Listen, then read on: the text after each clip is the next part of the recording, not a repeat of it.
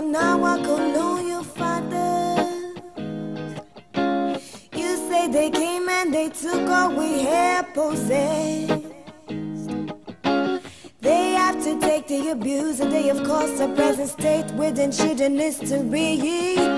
Use our goodness and nourishment in the name of missionary. Lies to us, blind us, they saved us, misplaced us, strengthened us, saddened us, then they replaced us. Now we got to learn from pain. Now it's up to us to gain some recognition. If we stop blaming, we could get a better condition. Wake up world, wake up world, wake up and stop sleeping.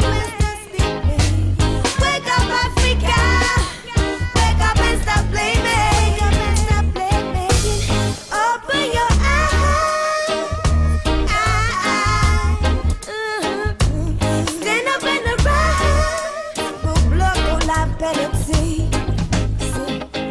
Why do we want to remain where we started?